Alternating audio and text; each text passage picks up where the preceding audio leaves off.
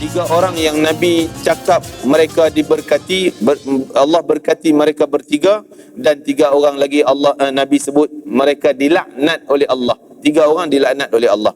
Dalam satu kisah di zaman awal Islam, ketika Nabi masih ditentang oleh orang Quraisy, orang Mekah sendiri, peringkat awal. Maka hadis ini diriwayatkan oleh Sayyidina Abdul Rahman Al-Amiri daripada Bani Amir. Amiri itu gelaran, panggilan daripada kaum Bani Amir. Assalamualaikum warahmatullahi wabarakatuh. Wassalatu wassalamu ala rasulil amin wa alihi wa sahbihi wa man nasarahu wa taba'ahu wa alahu ila yaumiddin. Rabbi shrah li sadri yassir li amri wahlul 'uqdatam min lisani yafqahu qawli. Amma ba'. Bahagia Tuan Imam, Datuk Nazir dan semua barisan AJK Masjid Al-Falah dan seluruh pegawai-pegawai yang bertugas dan muslimin dan semua hadirin sidang Jumaat rahimakumullah. Alhamdulillah, syukur pada Allah Subhanahu wa taala, kita pada hari yang mulia ini kita dapat mengabdikan diri kita kepada Allah Subhanahu wa taala dengan menundukkan patuh kepada segala perintah yang diperintahkan, khususnya pada hari Jumaat, seperti yang diperintahkan, idza nudiya lis-salati min yaumil jumu'ati fas'au ila dzikrillah. Apabila kamu diseru untuk datang menunaikan salat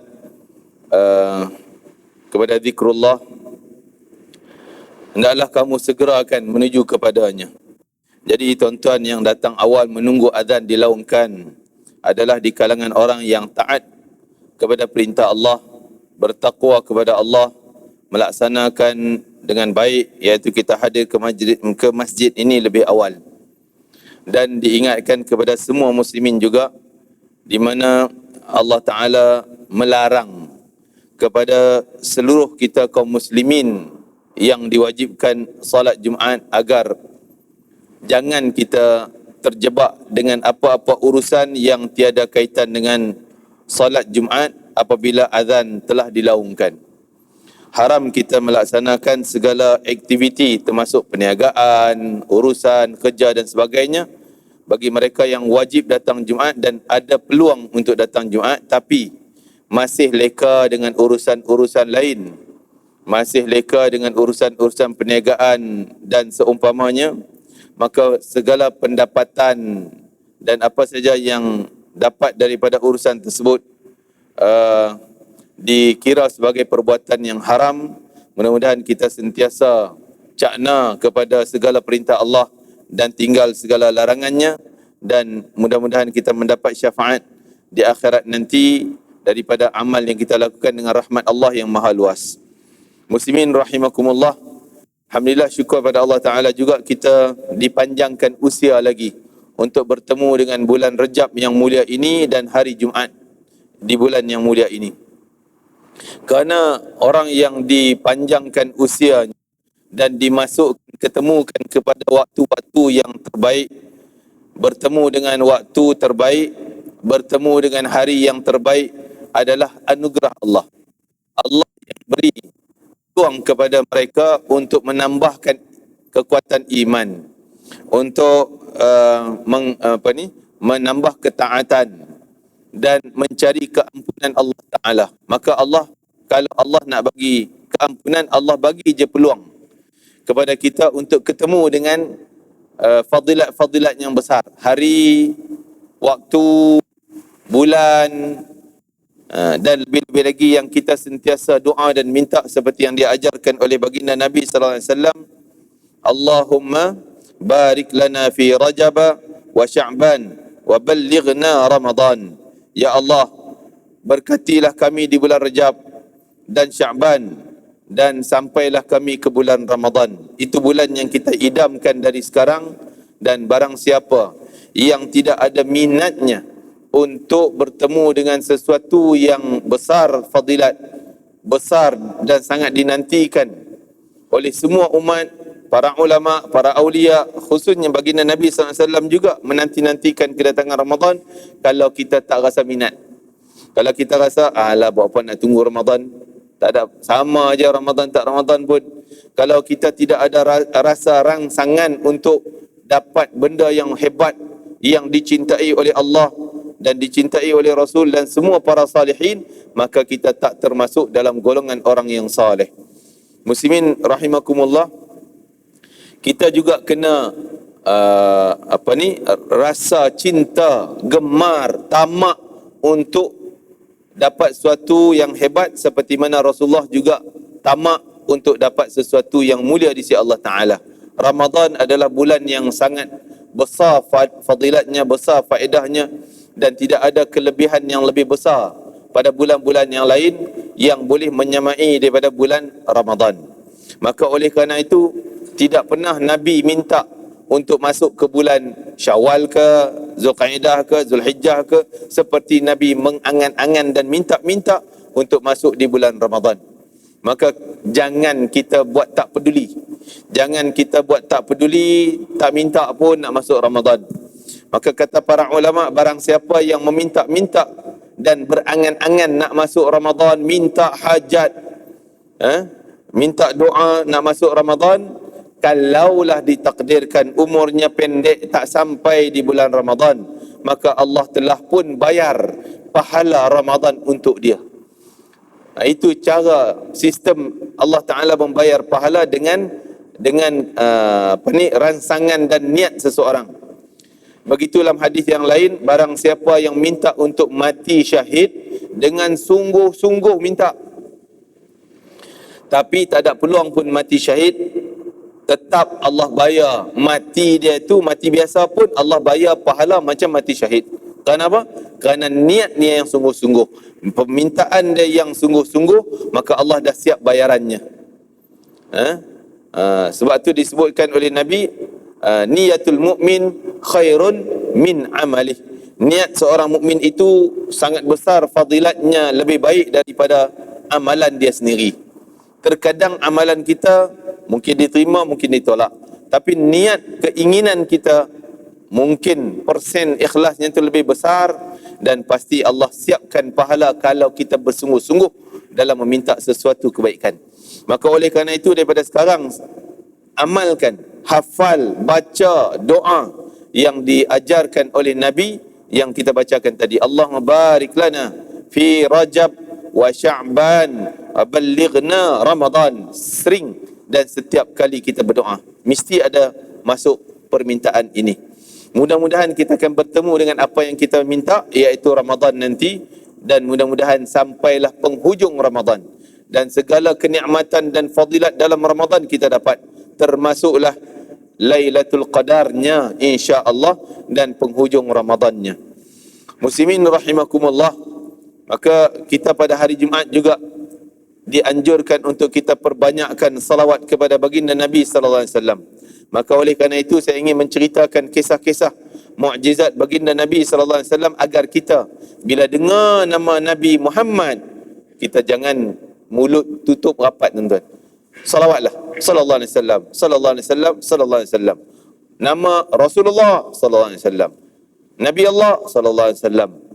Apa je yang kembali kepada Nabi Muhammad, kita bersalawat, supaya kita tak jadi orang yang bakhil, sehingga diletakkan pengenalan di dahi si bakhil.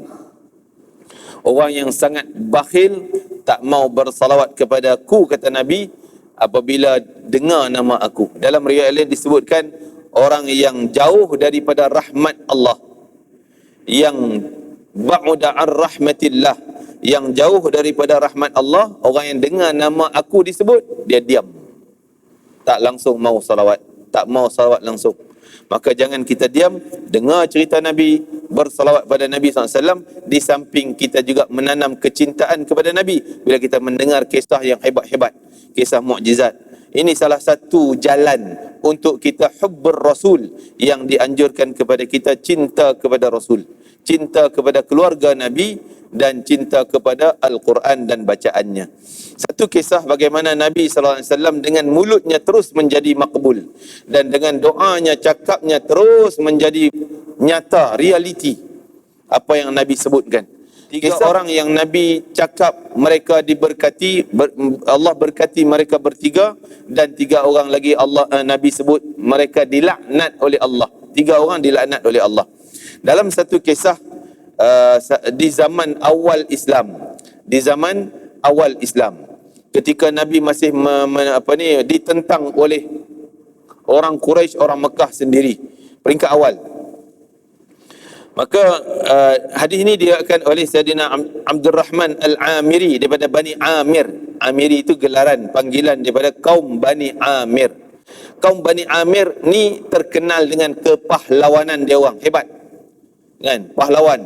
Dia orang ni hebat dalam mengendalikan senjata dan sangat berani untuk berdepan dengan musuh. Sehingga musuh bila sebut Bani Amir, dia orang dah, musuh akan rasa gerun dan takut. Kerana hebatnya orang Bani Amir ni. Jadi diceritakan satu ketika Rasulullah SAW datang kepada kumpulan tiga orang pemuda-pemuda daripada Bani Amir. Bani Amir. Dikatakan Bani Amir ni akhirnya pada ada satu kisah ketua Bani Amir melakukan pengkhianatan pada Nabi. Khianat pada Nabi. Iaitu ketuanya Amir bin Tufail, pemimpinnya, yang membunuh sahabat-sahabat Nabi 70 orang penghafal Al-Quran. Itu cerita lain lah. Tapi nak ceritanya, ketika Nabi di awal penyebaran Islam, Nabi datang kebetulan dekat dengan mereka yang sedang ada perniagaan di situ. Maka Nabi tanya kepada mereka, kamu ni datang dari mana? Dari kaum mana? Ketika itu di pasar Ukaz. Dan mereka kata, kami daripada kabilah Bani Amir bin Sa'sa'ah. Beliau berkata, Nabi tanya, oh daripada Bani Amir. Bani Amir banyak pecahannya pula, kampung-kampungnya. Kamu di kampung mana? Dia jawab, kami daripada kampung Bani Ka'ab bin Rabi'ah. Terkenallah kampung yang hebat-hebat kepahlawanan dia orang ni. Baginda tanya lagi, bagaimana latihan kamu, pertahanan kamu? Kan? Mereka jawab, depan kami tak ada siapa yang mampu lawan. Maksud tak berani, siapa nak berdepan kami memang habis. Dia banggalah dengan kekuatan pahlawan dia orang. Dan api kemarahan kami tak akan boleh padam. Maksudnya itu istilah, kalau marah habis, lumatlah orang musuh. Kami akan kerjakan. Baginda bersabda kepada mereka bertiga, sungguhnya aku ni adalah Rasulullah. Aku adalah utusan Allah. Dan aku bawa risalah Allah. Boleh tak aku nak minta bantuan kamu? Nabi cakap dengan baik. Iaitu, aku nak minta kamu tolong lindungi aku daripada kejahatan orang-orang nak buat jahat pada aku. Boleh tak? Aku bawa risalah Tuhan. Dan aku tidak akan memaksa. Tapi Nabi kata, aku tak paksa kamu untuk ikut agama aku. Kamu terpulang. Tapi boleh tak kamu lindungi aku? Kan? Maka mereka bertiga pada awalnya, mereka kata, okeylah, boleh, tak ada masalah. Kami boleh lindungi engkau, ya wahai Muhammad. Tapi kami tak ikut agama engkau. Pada awalnya dia kata, kami tak nak ikut agama. Nabi kata, tak apa. Tapi dia orang tanya dulu, engkau ni daripada kabilah mana? Tanya Nabi Muhammad SAW. Aku daripada suku Quraisy. Bangsa Quraisy ni besarlah, keluarga yang besar. Quraisy tu dari mana pula? Pecahan yang mana? Bani Abdul Manaf, atau Bani Abdul Muttalib, atau Bani-Bani yang lain. Oh, Nabi kata, aku daripada Bani Abdul Muttalib. Atuk Nabi Abdul Muttalib. Jadi keluarga Abdul Muttalib. Mereka bertiga tanya lagi, bagaimana kedudukan kamu dengan Bani Abdul Manaf? Bani Abdul Manaf ni kira sepupu sepipit Nabi lah. Cabang daripada atas lagi daripada Abdul Muttalib. Jadi jawab Nabi SAW, mereka adalah orang pertama lawan aku, menentang aku dan memusuhi aku. Mereka lah orang pertama daripada keluarga aku sendiri yang menentang aku, yang memusuhi aku dan mengusir aku. Dia orang tanya lagi, sungguhnya kami kami takkan halau engkau, kami takkan musuh dengan kau sebab tak ada kena mengena apa dengan kami. Tapi kami tidak akan beriman, tak mau ikut agamamu. Itu tadi dia kata. Kami akan melindungimu sehingga engkau boleh menyampaikan risalah Tuhan dengan senang. Kau nak buat-buatlah. Itu agreement awal, persetujuan awal daripada mereka bertiga Bani Amir tadi ni. Maka baginda pun gembira dan baginda pun pergi sekejap kepada untanya. Tiba-tiba mereka bertiga tadi datang seorang lagi yang lain daripada Bani Amir juga, tapi terkenal dengan jahatnya. Dia berpihak, dia orang jahat lah. Namanya Bujarah ataupun Bujrah bin Qais al-Qushairi. Dia ni terkenal orang jahat. Kan? Dia datang pada mereka bertiga tadi, dia tengok mereka bertiga sembang dengan orang tu seorang. Maka dia tanya, kamu kenal ke orang tu? Yang seorang tu? Oh, kami kenal. Dia perkenalkan namanya Muhammad bin Abdullah, orang Quraisy daripada Bani Abdul Muttalib. Uish, dia kata itu dimusuhi oleh orang Quraisy seluruhnya. Dia minta apa? Oh, dia minta kami lindungi dia daripada kejahatan orang. Kamu setuju? Ya, kami setuju. Kamu tahu tak? Kalau kamu setuju, berarti kamu akan bermusuh dengan semua orang Mekah. Sebab orang Mekah ni benci dengan dia, musuh dengan dia, kamu pula nak pertahankan dia. Ni dia cucuk racunnya. Nak menghasut supaya mereka putus perjanjian dengan Nabi Muhammad SAW. Jadi dia hasut lagi. Dia kata, kamu tak selayaknya buat macam tu. Tak boleh. Kamu ni terkenal Bani Amir yang hebat-hebat. Nak tolong orang yang dimusuhi, kamu pasti akan dikalahkan oleh ramai orang Quraisy. Dan gitulah macam-macam lah dia cucuk. Kamu nak masuk Mekah nanti akan dimusuhi, demikian dia cucuk. Jadi mereka bertiga ni dah jadi ragu-ragu. Oh, iyakah? Oh, iyakah? Oh, iyakah? Tapi dia kata, dia tu utusan Allah dan minta kami lindung je, kami tak ikut agama dia. Dia kata lagi, lalu kamu setuju? Ya, kami setuju.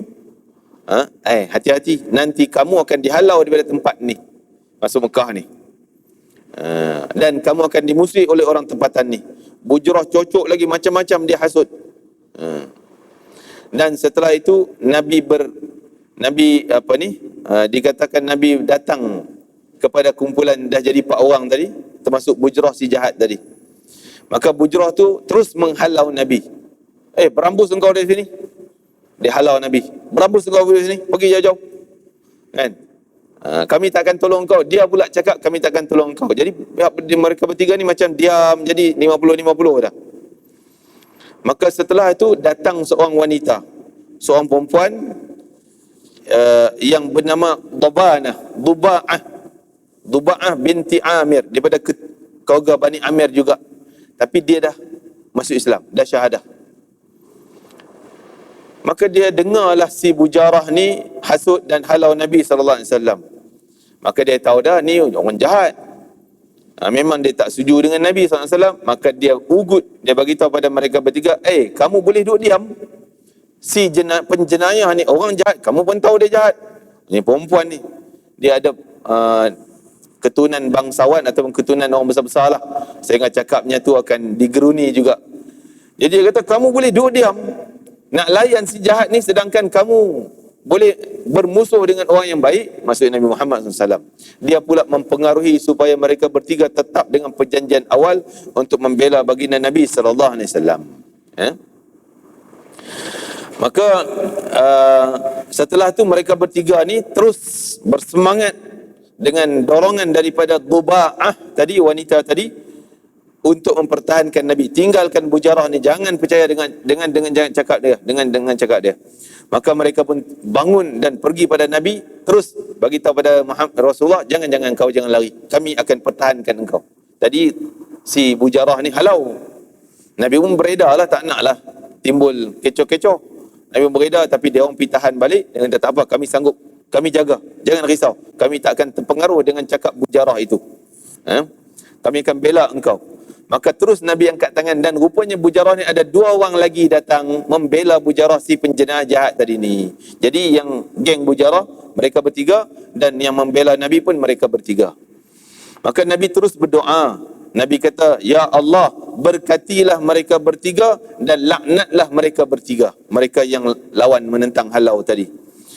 Maka benar apa yang Nabi sebut, walaupun hanya sekali kata-kata Nabi menjadi realiti. Makbulnya doa Nabi, sehingga dikatakan mereka bertiga yang membela Nabi walaupun pada saat ketika itu belum menerima Islam. Belum.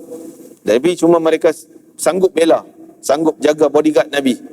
Tapi mereka tak terima. Akhirnya mereka syahadah masuk Islam dengan rela hati mereka masuk Islam, syahadah depan Nabi SAW, dan mereka dalam peperangan mereka mati syahid seperti keberkatan yang didoakan oleh baginda Nabi SAW. Dan mereka yang didoakan laknat, Bujarah and the gang dia tadi ni, terus mati dalam keadaan kufur, na'udzubillah min dzalik. Mati dalam keadaan hina dan kafir. Tiga orang yang didoakan oleh Nabi itu namanya adalah Ghatrif dan Ghatafan, dua beradik, bapa mereka Sahal. Ghatrif bin Sahal, Ghatafan bin Sahal, dan seorang lagi Urwah bin Abdillah. Tiga orang yang membela Nabi SAW, akhirnya menjadi sahabat Nabi dan mati dalam keadaan syahid dan mati mulia di sisi Allah Ta'ala. Dan tiga orang yang dilaknat oleh Nabi SAW masa doa laknat, Bujrah tadi dan Huzun dan juga Muawiyah bin Ubadah, tiga yang dimusuhi dan akhirnya mati dalam keadaan hina, di sisi Allah Ta'ala. Itu kisahnya. Mulut Nabi SAW menjadi makbul dan doa perkataan Nabi pasti akan menjadi benar dan real.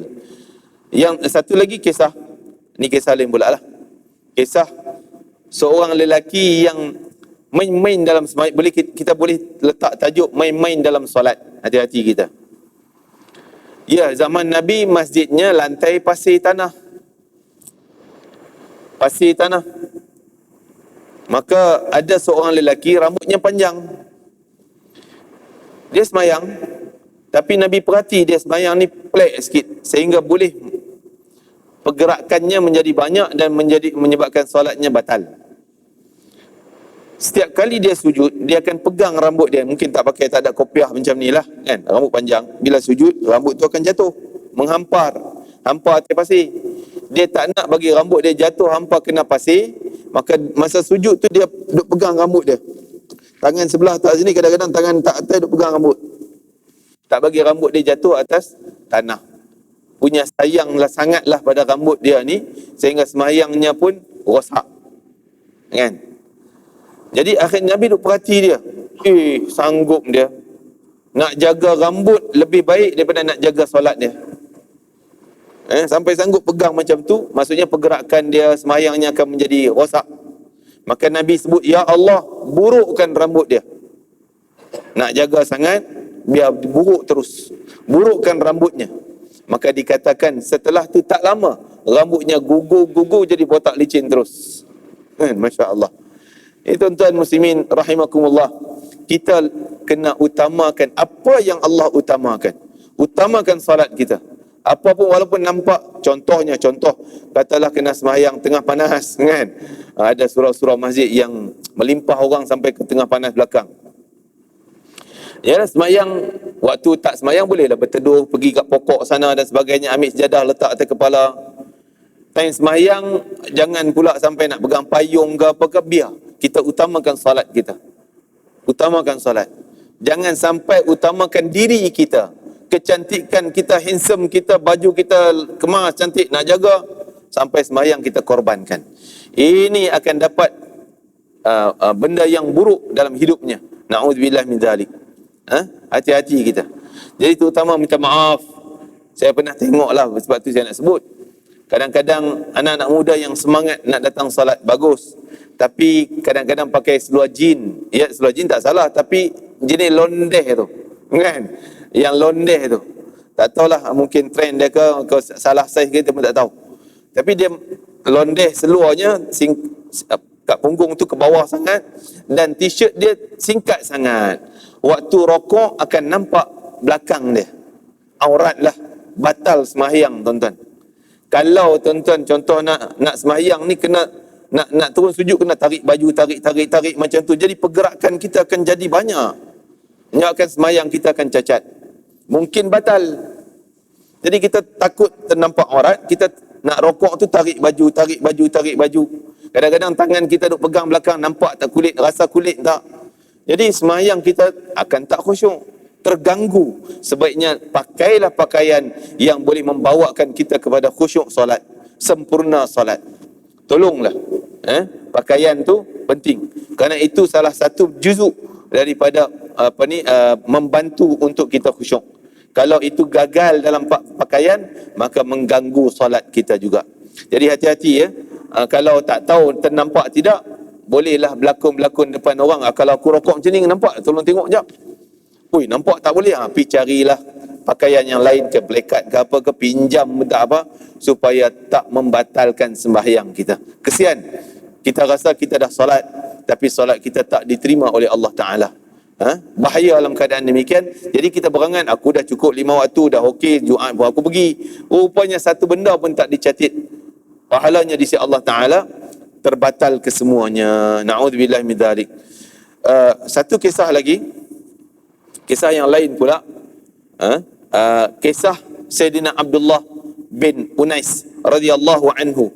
Sayyidina Abdullah bin Unais seorang sahabat Nabi dan hebat pahlawan dia, hebat dan beraninya, sehingga dia menanti-nanti, sentiasa menanti-nanti apa Nabi nak suruh, nak perintah buat apa, aku nak buat. Sentiasa berazam nak berkhidmat untuk baginda Nabi SAW, dan tak pernah gerun dengan apa tugasan yang diberikan. Diceritakan daripada dia sendiri menceritakan kisah ini, meriwayatkan kisah ini. Dia berkata, satu ketika Rasulullah SAW panggil aku. Siapa dia namanya? Abdullah bin Unais radhiyallahu anhu, Al-Ansari. Sesungguhnya telah datang berita padaku, Nabi bagi tahu dia, aku dah dapat berita, maklumat bahawa si Al-Huzaili, Nabih Al-Huzaili, Ibnu Nabih Al-Huzaili, seorang Yahudi yang memang dia dendam dan sangat benci kepada Islam. Dan dia sedang merancang datang ke Madinah ni. Dia merancang nak datang Madinah senyap-senyap dan nak bunuh aku. Nabi bagi tahu pada dia, dia nak bunuh aku. Berita ni dah sampai ke aku. Sedang menggerakkan pasukannya untuk membunuh aku, kata Nabi SAW. Jadi pasukan senyap-senyap lah, taklah besar, tapi beberapa orang menyelinap tu. Ketika ini dia berada di daerah Nakhlah atau Uranah, Wadi Nakhlah atau Wadi Uranah. Antara itulah, pergilah tengok. Dia kira luar sikit lah daripada kawasan Madinah. Pergilah ke sana dan kau jumpa, bunuh dia. Kau cari jalan, bunuh dia. Kerana dia dah ada niat nak membunuh Nabi, lebih baik bunuh dia dulu, serang dia dulu. Maka aku pun kata, ya Rasulullah, aku tak kenal dia. Tolong sifatkan, cerita macam mana aku nak kenal dia. Sifat dia tu macam mana? Tengok. Nabi, Masya Allah, benda tu tak sampai pada ni, Nabi tak pernah tengok muka dia pun, tapi dah dengar nama dia. Nabi kata cirinya, engkau akan berdepan dengan dia, bila kau tengok muka dia, engkau teringat itu syaitan. Lintasan engkau tergambar itu syaitan. Kan? Kau tengok muka dia, macam syaitan. Tu orang dia. Salah tu tandanya. Ini orang yang hati bersih kan. Kita kalau tengok, semua tengok Pak Haji Serban, syaitan ke apa ni, nak kacau. Nak suruh asyik, suruh aku pergi solat je. Kan? Nak buat tu tak boleh, haram-haram. Kan? Orang yang hati bersih, penilaian dia lain. Dia tengok orang baik, orang soleh, walaupun pakaiannya tak nampaklah gambaran soleh, tapi dia tahu ini orang soleh. Bila hatinya bersih. Ada signal daripada Allah Azza wa Jalla, seperti yang diceritakan dalam hadis Qudsi. Dalam hadis Qudsi, Allah kalau sayang cinta pada satu orang, Allah akan arah pada malaikat Jibril dulu. Wahai Jibril, aku cinta pada fulan, engkau kena cinta pada dia. Ya Allah. Maka Jibril sebarkan kepada seluruh penduduk langit, wahai malaikat penduduk langit sekalian, ni fulan bin fulan adalah orang yang Allah sayang dan cinta pada dia. Maka kamu juga kena turut sayang dan cinta padanya. Dan berita itu tak sudah di situ, akan turun ke muka bumi. Berita cinta pada orang tu, pengenalannya akan turun. Dan siapa yang dapat berita tersebut di kalangan semua makhluk muka bumi, kecuali manusia dan jin, hanya manusia orang saleh, jin yang saleh yang kenal ini yang Allah sayang ni. Orang lain tak nampak, tak tahu. Di kalangan wali Allah dan sebagainya. Dan begitu juga kalau Allah benci pada satu orang, berita tu sampai juga muka bumi, batu, binatang, pokok kenal. Ini orang yang dimurkai oleh Allah, ini orang yang dicintai oleh Allah. Jadi Abdullah bin Unais, sahabat Nabi, orang yang saleh, maka Nabi kata hati kau akan tergerak, akan sebut ini syaitan bila tengok muka dia, berdepan dengan dia. Baginda bersabda, apabila engkau melihatnya, engkau akan ingat itu syaitan. Tandanya adalah bahawa, tanda lain, bahawa ketika engkau bertemu dengan dia, engkau akan menemui sesuatu yang bergetar. Kau tengok dia menggeletar, dia ataupun kalau dia duduk atas kuda ke, sehingga nampaklah getar, dia punya menggeletar takut tu, mungkin nampak pada ekor kuda getaran tersebut. Kau duduk kat mana ke, pokok ke, nampak getaran, dia bergetar, takut. Maksudnya dia takut, dia akan rasa gerut bila tengok engkau, walaupun dia tak kenal engkau.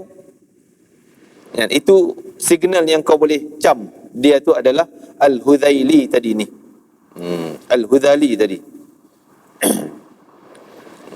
Maka dia pun cukup dengan pengenalan Nabi yang ringkas, simple, tapi mereka yakin. Ini para sahabat bila bagi arahan simple pun tapi yakin, mesti aku akan jumpa. Nabi dah bagi signal macam tu, arahan mesti jumpa.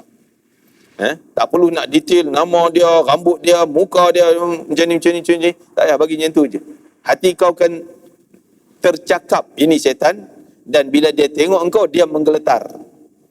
Sehingga nampak getaran dia tu, mungkin kalau duduk atas kan kepuk unta atas tu, nampak goyang, menggeletar atasnya.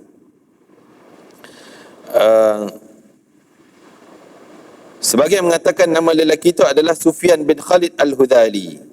Tak apalah, Al-Hudhali lah kita panggil, orang lelaki, si Yahudi yang nak bunuh Nabi SAW tadi ni. Maka dia pun terus pergi dengan bekal maklumat ringkas daripada Nabi SAW.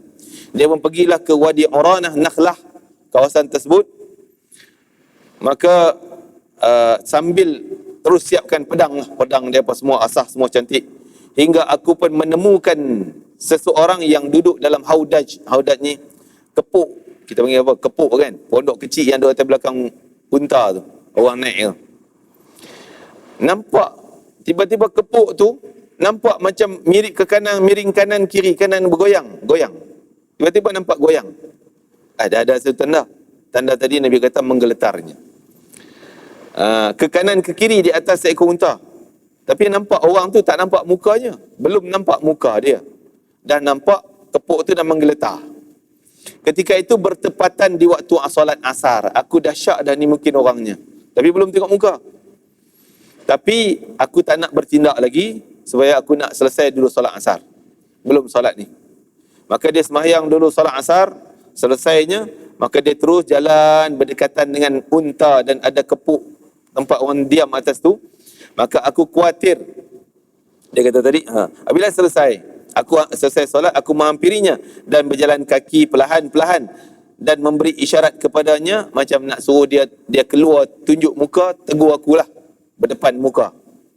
Maka dia pun keluar mukanya daripada tempat dia diam tadi ni. Tiba-tiba dia tanya, engkau siapa? Tanya pada Abdullah bin Unais. Abdullah bin Unais tengok muka, ini syaitan ni. Dia dah gerak hatinya, dah sebut ini syaitan. Itu Nabi sebut tanda tadi. Tapi Abdullah bin Unais tak bertindak lagi. Okey, dia jawablah, aku adalah bangsa Arab, orang Arab yang lalu di sini. Jadi helah lah, lalu di sini, dan aku dapat perintah daripada orang sana. Perintah apa? Kan? Waktu tu dia tak sebut lagi. Jadi dikatakan, dia kata aku orang Arab lalu sini. Maka dia pun kata, oh kalau macam tu, dia pun nak helah juga. Dia kata, aku pun kebetulan nak jalan pergi sana. Dia nak jalan pergi sini. Okey, tak apalah, aku teman engkau. Jomlah aku tunjuk engkau ke Madinah. Jalan menghampiri. Abdullah bin Unais berdekatan dengan Hudhali, musuh tadi ni.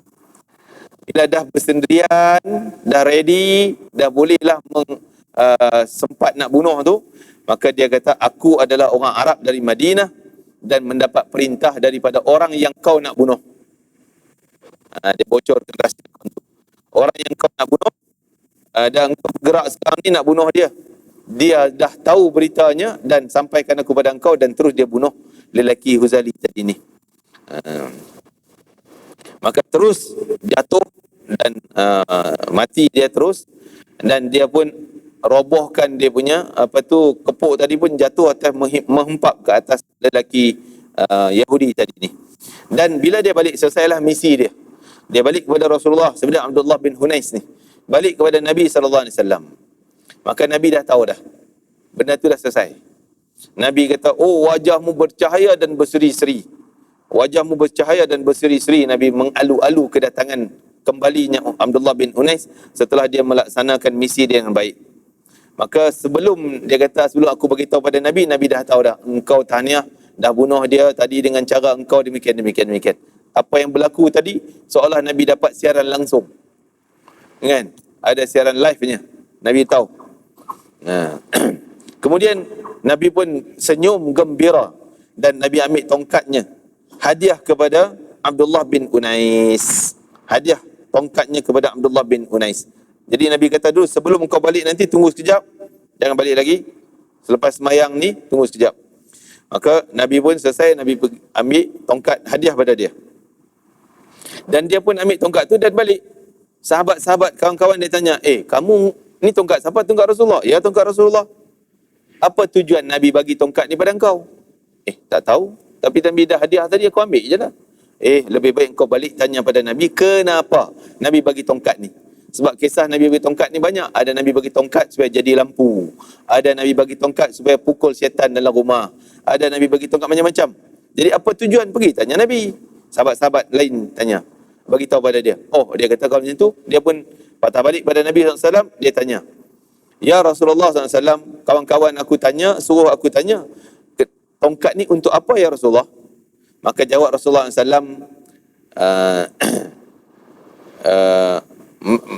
Rasulullah kata, aku memberikannya untuk engkau simpan sebagai tanda bukti antara aku dan engkau, kata Nabi. Bukti persahabatan, kecintaan aku dan engkau pada hari kiamat kelak, bahawa engkau adalah orang pertama yang menjalankan tugasan Nabi SAW dengan baik. Kemudian Abdullah bin Unais gembira sangatlah, simpan tongkat dia bersama dengan pedang. Maksudnya simpanan yang baik sungguh. Dia tak buatlah guna tongkat. Dia tak guna tapi dia simpan. Itu pemberian istimewa daripada Nabi SAW. Apa dia buat tongkat tu? Sehingga dia wasiat pada hujung hayatnya, dia meninggal pada tahun 54 Hijrah. Maka saat-saat dia penghujung hayatnya, dia wasiat kepada keluarga dan kawan-kawannya, kalau aku meninggal nanti, tolong kafankan aku dengan tongkat Nabi ni. Sebab Nabi sebut tadi, simpan untuk jadi bukti engkau di akhirat nanti. Dia minta tolong kafankan aku dengan tongkat Nabi ini sekali. Jadi para sahabat seorang pun tak pantau, mana boleh kafan dengan tongkat ni, haram ni, dosa dan sebagainya. Tak ada. Semua sahabat setuju. Sebab ramai lagi sahabat lain yang pesan seumpama demikian. Ada sahabat yang wasiat, kalau meninggal simpan kafankan aku dengan 3 helaian rambut Nabi. Kanan, mata kiri selai kat mulut selai. Jadi 3 helai rambut Nabi yang mereka simpan. Pada tahun Nabi selesai kerja haji, Nabi cukur rambutnya botak dan Nabi edarkan kepada para sahabat. Sahabat berebut sehingga hampir-hampir macam rambut tu tak jatuh ke tanah. Semua pakat sambah. Ada yang dapat 3 helai, 2 helai, yang dapat tu kucuk rambut Nabi SAW. Simpan macam-macam cara simpanan. Antara yang simpan dalam serban, ada simpanan-simpanan yang macam-macam. Dan ada yang wasiat, kalau aku wafat nanti, tolong kafankan aku dengan rambut Nabi SAW. Bila tanya, apa faedah? Kenapa? Kerana aku harap mudah-mudahan aku masuk kubur tak kena siksa. Sebab sebahagian Nabi ada kat aku, rambut Nabi. Takkan Allah nak pukul dan siksa aku. Kan? Begitulah mereka faham bahawa mengambil barakah daripada Nabi SAW. Jadi Abdullah bin Unais, dia suruh kafankan dengan tongkat. Tongkat sekali. Ada sahabat yang suruh kafankan dengan baju Nabi, jubah Nabi. Dan Nabi sendiri yang bagi baju Nabi untuk kafankan Sayyidatina Zainab, anak Nabi yang sulung, putri Nabi yang sulung. Zainab binti Rasulullah SAW meninggal, Nabi ambil bajunya, suruh orang perempuan yang mandikan jenazah Zainab kafankan baju Nabi SAW sekali. Masukkan sekali yang kafan dengan kafan Zainab. Mudah-mudahan barakah daripada Nabi SAW. Jadi begitulah Abdullah bin Unais wasiat kepada sahabatnya, tolong kafan, dan itu yang dilakukan oleh sahabat-sahabat ketika menguruskan jenazah Sayyidina Abdullah bin Unais radhiyallahu anhu wa ardahum ajma'in. Dan tongkat itu tetap bersamanya sehinggalah ketika dia meninggal dunia, dia memerintahkan wasiat untuk meletakkan tongkat tersebut dalam kain kafannya, kemudian dikuburkan bersama dengan kafan dan tongkatnya itu. Hadis ini diceritakan, diriwayatkan oleh Abu Nuaim dalam kitab Dalailun Nubuwah. Masya-Allah. Itulah keberkatan baginda Rasulullah SAW. Dan satu kisah ni tentang keberkatan rambut Nabi SAW, kita ambil ringkas pendek. Khalid bin Walid yang cerita simpan rambut tadi. Jadi semua sahabat ni boleh kata, bayangkan rambut Nabi banyak. Jadi yang dapat 2-3 helai, berarti berapa ratus sahabat, mungkin 1000 sahabat lebih yang dapat rambut Nabi SAW. Antaranya diceritakan adalah Khalid ibn Walid, yang Nabi bagi pingat kebesaran pada dia, Saifullahil Maslul, pedang Allah yang sentiasa terhunus. Maksudnya semua perang yang disertai oleh Khalid bin Walid tak pernah kalah. Khalid tak pernah kalah, dan tentera Islam tak pernah kalah. Semua yang dia datang mesti menang. Itu barakah daripada pingat yang Nabi sebut. Gelaran pada dia Saifullahil Maslul. Apa dia maknanya? Iaitu pedang Allah yang sentiasa terhunus, gelaran kepada Khalid ibn Walid. Ketika dia demikian, dia simpan dalam, antaranya dia simpan dalam serban dia sekali kopiah ni. Setiap kali perang dia tak pernah pakai baju besi, topi besi. Dia tetap pakai serban yang dia balut dengan kainnya, kan? Kenapa? Ada rambut Nabi yang terselit dalam serban itu. Dia simpan di situ. Sehingga dalam perang Yarmuk, dalam peperangan Yarmuk di Jordan, dia antara akhirnya jadi komander tentera itu. Maka ketika sibuk perang, kopiah dia terjatuh, serban dia terjatuh bawah. Maka sibuk perang, dia turun daripada kuda cari serban dia. Bayangkan orang kata, ni tengah perang dulu, kemudianlah serban hilang pun, balut lain lah kan, cari kain lain. Orang tak tahu, kata rambut tu ada dalam serban dia. Dia pun mencari-cari. Kemudian mereka mencari, orang lain pun tolonglah, dan dia nak sangat tolong cari. Ternyata kopiah itu sudah lusuh, kan? Dipijak-pijak lah. Tapi Khalid tetap ambil dengan baik serbannya tadi, mengatakan Rasulullah melakukan umrah dan mencukur rambut baginda Nabi SAW. Orang semua ni cerita pada sahabat-sahabat yang komplain, kenapa lah kau sibuk dengan kopiah sangat? Oh, dia cerita, tahu tak, rambut masa Nabi cukur tu, semua Nabi edarkan dan semua sahabat berebut ambil rambut. Dan aku ada simpan rambut Nabi dalam serban tersebut. Dan aku mohon keberkatan daripada rambut Nabi SAW. Ini bukan unsur syirik, tuan-tuan. Bukan sembah, bukan syirik, tidak. Tapi mengambil barakah, mengambil berkat, keberkatan daripada Allah. Tapi Allah beri melalui Nabi SAW, melalui kita baca Al-Quran. Contoh, kadang-kadang orang datang pada ustaz, tolong baca doa pada ni, air sekejap, orang sakit dan sebagainya. Kita mohon barakah daripada Allah Ta'ala. Mana tahu keberkatan mulut ustaz-ustaz tu, mulut orang soleh, jadi doa, jadi barakah. Itu keberkatan. Begitu juga daripada rambut Nabi, sudah pasti ada keberkatannya. Maka itu yang difaham oleh semua para sahabat. Ada yang simpan-simpan sampai ke hari ini. Dikatakan di Madinah ada seorang lelaki, sampai hari ini kita pernah jumpa, dan dia cerita rambut Nabi ni memang hidup sampai sekarang. Kalau simpan, dia memanjang-manjang. Ada, tapi taklah nampak panjang sangat. Tapi berbeza tahun ini dengan tahun depan. Tahun depan dia jadi sentimeter, dia panjang sikit, lebih sikit. Jadi rambut ni masih hidup. Maka itu disebutkan, Allah alam, mudah-mudahan kita sentiasa mencintai Nabi SAW dan perbanyakkanlah salawat kita kepada Nabi SAW, dan mudah-mudahan kita terselamat daripada segala fitnah dunia dan fitnah akhirat, ujian kepada keimanan kita, dan mudah-mudahan kita mendapat syafaat Nabi SAW di akhirat nanti. Wallahu ta'ala alam.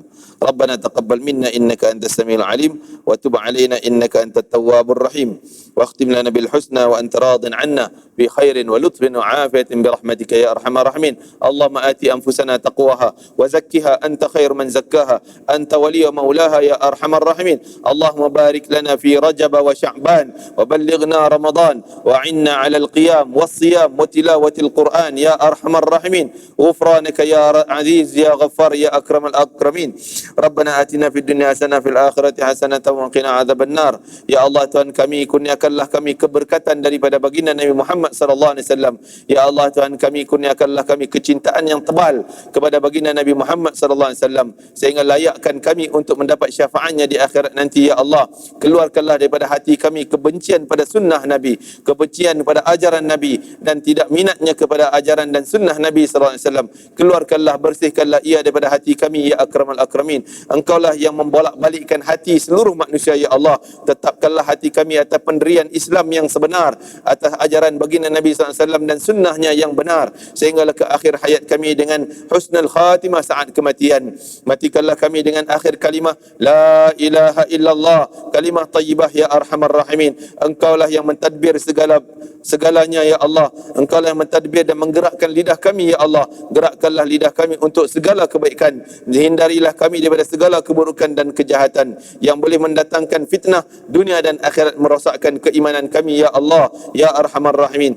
Rabbana atina fid dunya hasanah wa fil akhirati hasanah wa qina adzabannar. Ya Allah, berkatilah segala amal kami di bulan Rajab dan Sya'ban. Sampaikanlah kami beramal di bulan Ramadan sehingga ke penghujung Ramadan. Bantulah kami di bulan Ramadan untuk berzikir kepadamu, ya Allah, mengamalkan puasa dan berqiyamul lail di waktu malamnya, dan mendapat anugerah yang besar di bulan Ramadan. Amin ya rabbal alamin. Rabbana atina fid dunya hasanah fil akhirati hasanah wa qina adzabannar. Wa sallallahu ala sayyidina Muhammadin wa ala alihi wa sahbihi wasallam. Walhamdulillahi rabbil alamin. Taqabbalallahu minkum. Assalamualaikum warahmatullahi wabarakatuh.